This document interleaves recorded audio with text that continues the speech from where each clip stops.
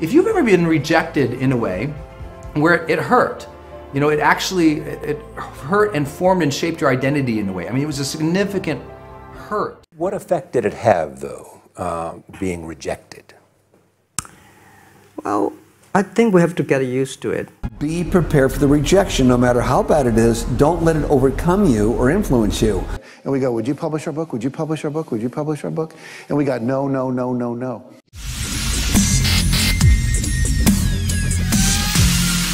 You're going to run across a lot of rejection. I say this time in and time out. Be prepared for the rejection, no matter how bad it is. Don't let it overcome you or influence you. Keep on going towards what you want to do, no matter what. No matter whether your bills are paid, not paid, someone says no 1,000 times. Again, go back to be as enthusiastic on door number 100 as you were on door number 1.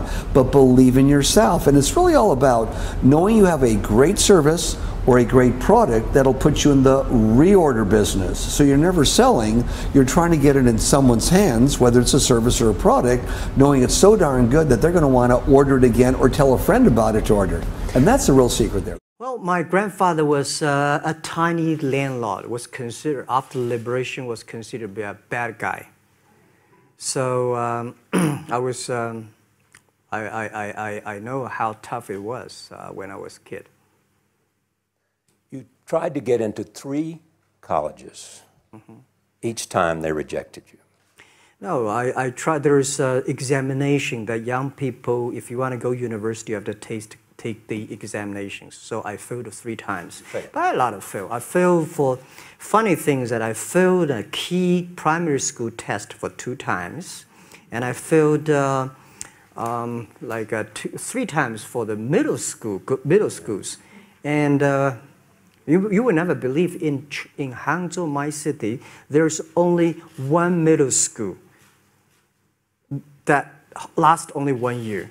It was changed from primary school to middle school because our graduates of our school, no middle school accept us because we were too bad. Yeah. They would become a middle school. What effect did it have, though, being rejected? Well, I think we have to get used to it. We're not that good. Even today, we still have a lot of people reject us. I think when I graduate from universities, and before I, for 3 years, I tried to fill in the universities. So I applied jobs for 30 times, got rejected. I went for a police, they said, no, you're not good. I went to even the KFC. When KFC came to China, come to my city, 24 people went for the job. 23 people were accepted. I was the only one guy. And we went for police. 5 people, 4 of them accepted. I was the only guy that I received it. So to me, being turned down, rejected. Oh, by the way, I told you that I applied for Harvard for 10 times, rejected. I know I'll be rejected. I just want to say that. Yeah, sorry now. 10 times you wrote them and said, I'd like to come to Harvard. Yeah. And then I told myself, someday I should go teach there, maybe. I think that can be arranged. Practice faithful persistence. It means never, ever, ever give up. Chicken Soup for the Soul was rejected by 144 publishers. 144 publishers said, we don't want to publish a collection of short stories. The title's stupid, Chicken Soup for the Soul. What does that mean? People don't buy collections of short stories. There's never been, successful chain of doing that. So literally, we spent 14 months trying to find a publisher. And we'd go to New York with our agent, and eventually our agent gave us the book back and said, I can't sell this. So we went to the National Booksellers Association convention down in Anaheim. We went from booth to booth to booth for 3 days. And there were 4,000 publishers represented there. And we go, would you publish our book? Would you publish our book? Would you publish our book? And we got no, no, no, no, no. It was late on the 3rd day that a little publisher from Florida, after we'd gotten over 144 rejections, said, we'll read it. And then they said, we said, well, how many copies do you think we'll sell? After they said, yeah, we'll buy it. A couple weeks later, they said, we'll publish it. And they said, well, maybe 20,000 if we're lucky. Now we said, our goal is to sell 1.5 million in a 1.5 years. Now, have you ever told someone your dream and had them laugh out loud at you? He laughed out loud. Now, If we had given up after 100 publishers had said no, I wouldn't be standing here today. You know, wouldn't have happened. And so you've got to be willing to persevere. Because we didn't take no. See, when the world says no, you say next. Let's practice that. If I say no, you say? Yes. Absolutely. There's only 5 or 6 billion people out there you can go and ask, right? There's over 4,000 publishers just here in the state of California. So what we have is this endless possibility, but you have to persevere. It's as if the universe tests our commitment. And so today we have 147 titles in print. We sold over 115 million copies. We're in 47 languages. And over $1 billion worth of Chicken Soup for the Soul books have been sold worldwide. So if you're willing to decide what you want, believe it's possible, consciously envision the future, feel the feelings of what it would feel like if you had achieved this goal, you can have anything, and then you take action, both obvious actions and inspired actions. You can do anything. I spent all this time teaching people how to share their voice with the world, you know, market their personal brand, get their story out about who they are and what they want to accomplish in life. And one of the things that really surprised me when I started doing this almost 10 years ago now was how many people would come up to me and say, but Brendan, how do you deal with rejection? And these were often adults, which really blew my mind because I was a really young guy back then, and it'd be, you know, 45, 55, 65-year-old folks saying, well, Brendan, how do you deal with rejection? I thought, what do you mean? And there would be this insecurity in their voice as they asked that question. And I thought, wait, you're an adult and still struggling with ideas about rejection? I think that's really unfortunate, and I think it shows that sometimes people live an unexamined life, that they're willing to not question themselves. I mean, shouldn't we have all gotten over and kind of dealt with rejection pretty young? I mean, high school, college level stuff? And I'm not saying that we won't ever be self-conscious. Don't worry, you don't have to give me hate emails and comments below. I mean, you can make fun of my shirt, but I mean, other than that, please don't. I mean, I'm not trying to be insensitive, people. I just think that sometimes they don't understand math and odds. That we think rejection is this thing that happens all the time. So what happens is so many people guide their life based on this fear that they're going to be rejected, so they don't take action, they don't start new things, they don't chase their dreams because they're worried what other people are going to think, that they're going to be rejected and deemed unworthy or unlovable or, you know, not adequate in some way or another. And you think, well, that's so sad. Because rejection, the actual form of rejection that shapes people's identity and hurts them, happens so rarely. And if you don't believe it, then that's an internal fear, not the reality of the universe. And let me prove this to you just with some basic data. I've traveled around the globe, you know, well over, well, most of the globe now. And here's what I find out over and over and over again when I speak to audiences. I always do this little simple activity where I say, if you've ever been rejected in a way where it hurt, you know, it hurt and formed and shaped your identity in a way. I mean, it was a significant hurt. That you felt it, and it changed how you felt about yourself and what you might want to go and accomplish in the world. If you've ever felt that before, would you raise your hand? Everyone raises their hand. I say, well, if you've ever been rejected by, let's say, 3 people who really rejected you in that way, that you were really, I mean, just shot down, hurt, and it changed who you are and what you wanted to accomplish in life. How many's ever happened that with 3 people? A bunch of people raise their hand again.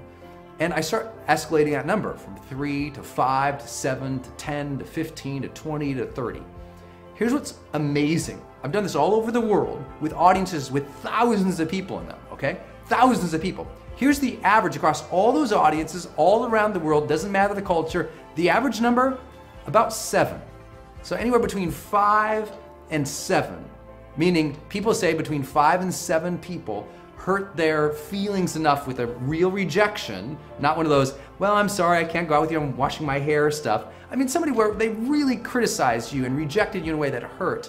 The average person says 5 to 7 people rejected them like that. Now, there are some people who have more than that, but I'm saying the average is 5 to 7. And yet, so many people, when I ask, well, how many of you are so scared of rejection, almost everyone raises their hand.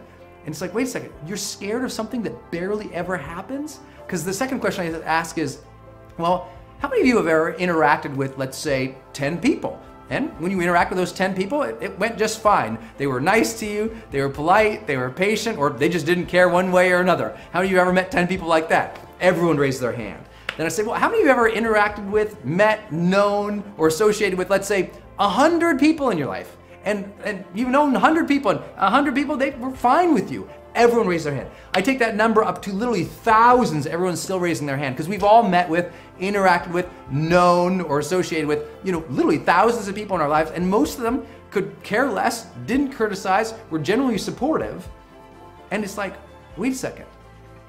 You're basing your life and you're directing yourself based on this fear of rejection that maybe has happened on average for people between 5 and 7 times, but thousands of people you've interacted with were cool with you, or at least let you do your own thing and didn't criticize it. And it's like, wait a second, if you realize those numbers, you did the math, like 5 people, 1,000.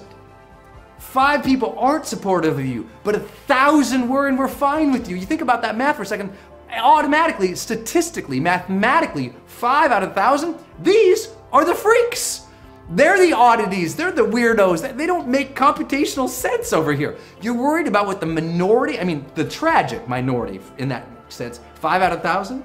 You've got 1,000 people who got your back. You could storm these 5 people, right? So you have to realize that rejection actually barely ever happens. We fear it because when we were young and it happened, it felt so real and so big, but come on. As we get older, we have to gain that greater sense of awareness and maturity that says, you know what? I am my own person. I'm gonna be myself regardless. And some people say, well, Brendan, you can't expect that from people because they have so much fear. It's like, well, why does fear get so much credit? Because people also have so much power.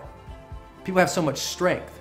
People have so much in themselves that actually could be heroic tendencies if they focus on that as much as they focused on their inadequacies.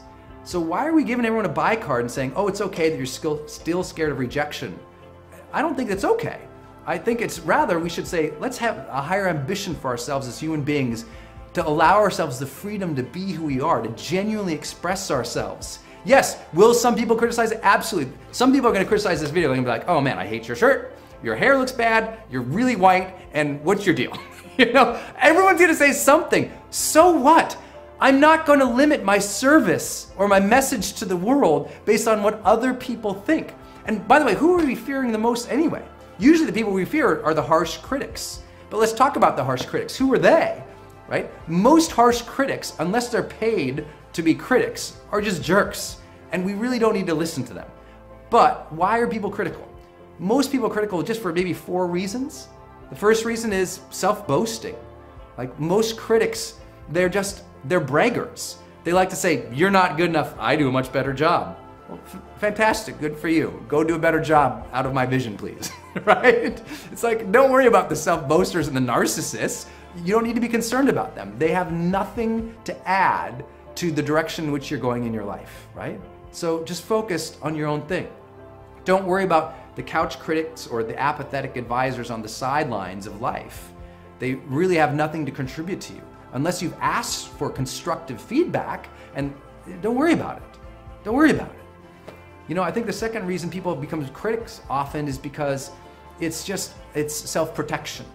They're critical of you because they see something outstanding in you or something remarkable or something different, and they're scared of different because they're comforted in their own thing, or it challenges their own beliefs or their own behaviors, seeing you excel, seeing you have the boldness, the freedom, the joy, the ambition, the guts, the integrity, the courage to put yourself out there. So they're like, oh yeah, who do you think you are? So they try to knock you down to their level. Do you need to be concerned about those people? No. What's the third reason? I think the third reason people do it is sometimes they're just critical, but they're critical out of ignorance. They actually don't know you. They don't know what you're talking about. They don't know what you're doing. They don't know anything about your area of expertise or the thing that you're trying to share in the world. And so why be concerned about what somebody who has no knowledge about you or what you're doing has to say? And the fourth reason people do it, I think, is because they actually do want to provide value. They want to give you some direction, to protect you, to care for you, and they don't realize that sometimes the way that they do that, their tone might be condescending, or maybe the way that they do it does hurt you or does limit you, but they didn't intend it. They weren't trying to be a tyrant to you.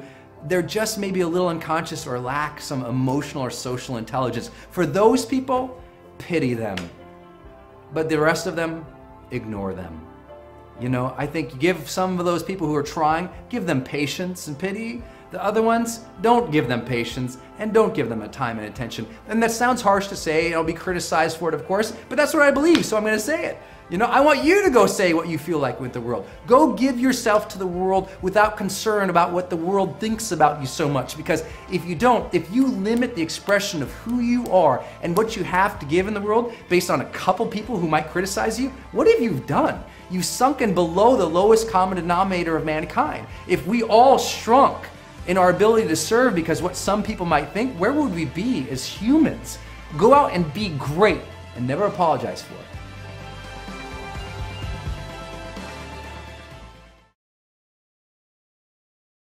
So decisions equal destiny. It's not our conditions, it's our decisions. So if we want a new life, if we want a new experience, we've got to make new choices. If you don't like the way your career is or your business is, change it. If you don't like your body, change it. You don't like your relationship, change you first, because if you change it, you'll bring you to the next one. Maybe it's time to change it too, but change yourself first.